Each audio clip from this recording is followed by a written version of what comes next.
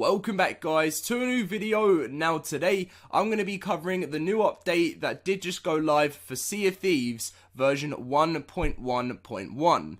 Now this is the next weekly update that did go live after the Hungering Deep one, which was last week. As you guys know, Sea of Thieves always do weekly updates to keep the game, up to date, everything fixed with it and stuff, which is what I love so much about how the dev team work. Now, there's some pretty interesting stuff in today's update, so we're going to be going through all of that. So if you do enjoy today's video, as always, make sure to drop a like and subscribe if you're new to the channel. Again, another massive thank you for over 100,000 subscribers. That is absolutely amazing. But let's just get straight in with the release notes. So, as you can see, ahoy pirates, and there's a picture of Merry. If you haven't yet spoken to Merry or Merrick and followed his riddles and rhymes to the Hungering Beast, you have another week to do so. Start your Hungering Deep journey here and check out the shiny items that can still be earned. Now, this is obviously the last week's update, which released the first content update, which was a load of fun. And if you haven't seen any videos on this, and you want to learn how to summon the Megalodon, or even you want to see the Megalodon fight, last week, all of those videos are on my channel, so make sure to go check them out. Really, really fun adventure, and I loved it quite a lot, and I'm sure loads of you guys did as well. Patch 1.1.1 also brings multiple fixes for known issues as well as improvements to the recently introduced open and closed crews. So we are going to be getting straight in with what's going on with this update. I'm also going to be talking a little bit about the cursed sails with some news you guys are going to want to know about that, which is the next big content update later on after we go through this. So, updates, opened and closed crew. You can now dynamically change whether your crew is open or closed while out on the seas. This option can be toggled from within My Crew menu. Athena's fortune rewards. The chances of finding more valuable rewards has been increased. Pirate legends and their crews can now expect to see higher rewards when embarking on Athena's fortune voyages. So that is the new thing that has been sorted out with the update there. Performance improvements. This always happens with every single Sea of Thieves patch that goes live. They always have further improvements to frame rate when streaming islands. Improvement to frame rate when player is walking or running. That's a pretty good one there, because I still get a bit of frame rate every now and then. Multiple server and client crash fixes, as you guys would have seen in every single one of my Sea of Thieves patch videos. They always have this, and further improvements and optimizations for all platforms are ongoing.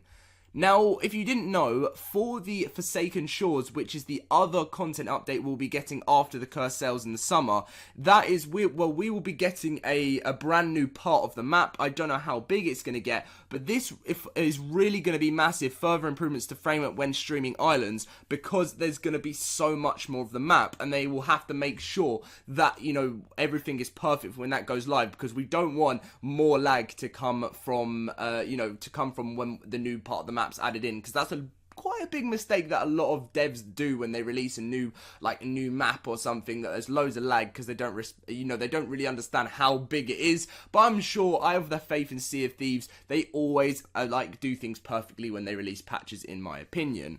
So, some fixed issues that a lot of people have been talking about. There's a lot of things that needed to happen when the Hungering Deep was added in. Washed up items and messages in bottles have returned to the shorelines once more. Dropping skeleton fort keys in the water will no longer prevent them from being picked up again. Athena's fortune bounty quest skeletons will now correctly spawn on Thieves Haven. Players can no longer be voted into the brig before fully spawning onto the server. After equipping a weapon from the armory, aim sensitivity will no longer be default to high the first time you aim down the sight. When switching between items and weapons, players will see less instances of default models appearing for a few seconds whilst the correct equipped model loads. Pricing of the rank 4 and 5 gold hoarders compasses are now correct. It is no longer possible to accidentally select a pirate whilst watching the intro animation. I didn't even know that was a thing, so that at least that's sorted for a lot of new pirates. The icon for the Rotten Bilge Rat shirt no longer appears low quality. Player chat indicator can now be toggled from the front and end settings menu within the game. Ship lanterns will no longer appear to remain in an upright position and now follows the ship motions. Now that is everything from the fixed issues for patch 1.1.1. Interesting stuff there. Let me know if there's anything you guys have you've realized that is being missed within this update. But there is now the known issues, which actually is like there's a lot more fixed than I actually thought it would be, because there was that one thing that was a known issue for ages, and now there's another 2 new ones added to the known issues. The option to lock FPS to 90 no longer appears, and some players travel in unintended direction when fired from a cannon. Don't know about this one, and if you guys have this problem, let me know in the comment section down below. But Sea of Thieves or Rare always keep on top of their known issues on the game, and if there is an issue you guys know about that you want fixed in the game, make sure to submit a support ticket. It does get looked at all the time, guys, and if they realize this is an actual thing, it will get fixed. So make sure to do that if you're having a problem within the game. Now, the download size for these updates is a little bit bigger than I expected it to be. I was shocked. I thought it was going to be a little bit smaller, but on the Xbox One, it is 1.6.4 gigabytes. That's the same for the Xbox One X, and for the Windows 10, it's a little bit smaller with the 1.57 gigabytes there. Now, that is absolutely all the news from the patch that has gone live today, guys, for version 1.1.1, and I hope you guys have enjoyed the Hungering Deep as well, because that was a great patch. And now I'm just going to talk a little bit about the cursed sails, as that what I said I'll do at the start of the video, just so you guys know what's going on with that. Now, I have done a separate video on the next patch for Sea of Thieves, so if you do want to check that out, you can do, because that talks more about the cursed sails, about what's actually going to be involved in that update. So my last Sea of Thieves video will have that. But if you're wondering what patch is going to be the cursed sails, in about a week's time, it's about a week's time, I think, from now, there is going to be E3, which is a gaming event many of you guys will know about, which is where game companies go to share something new that is going on with their game, that, you know, they like sort of an announcement type of thing.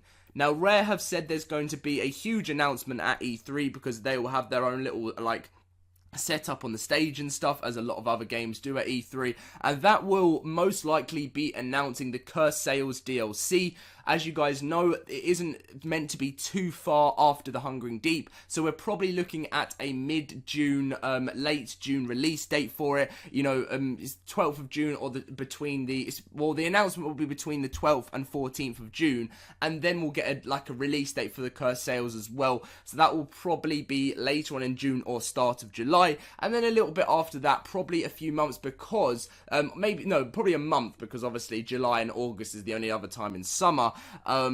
August will probably be the Forsaken Shores, and the end of June, as I said, or July, will be the Cursed Sails, and they said that this is going to be a bigger patch because there's been more time to work on it. So new ship type, new AI threat, it is going to be absolutely amazing.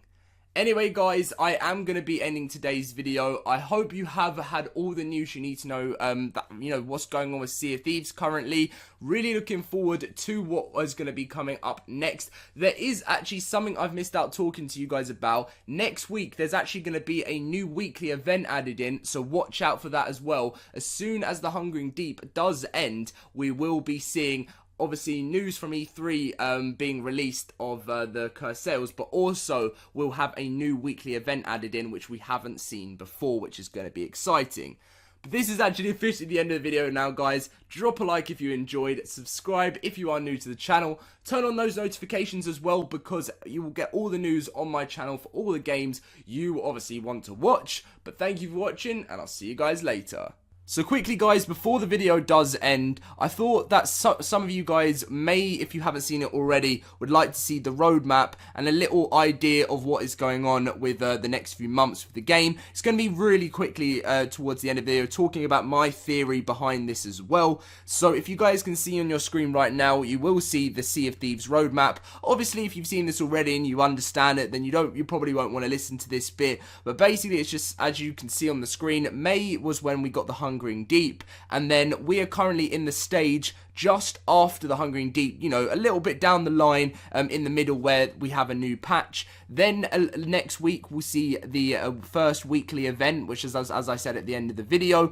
A little bit longer after that, we'll probably see another smaller patch for bug fixes and stuff, and then we'll have the cursed sails. But as you guys can see, there's a much longer line on its way to the Forsaken Shores, and the reason behind this is probably going to be a bit longer than the release of the cursed sails from the Hungering Deep, because the team have had much longer to work on the Cursed Sails free content update than they did with the Hungering Deep. So there's much more stuff that's going to be in that content update. There's a new ship, a new AI threat, more like a bigger campaign, lots more to do. So that's really why it's like going to be a much longer distance, because there's going to be a lot more to do leading up to the Forsaken Shores.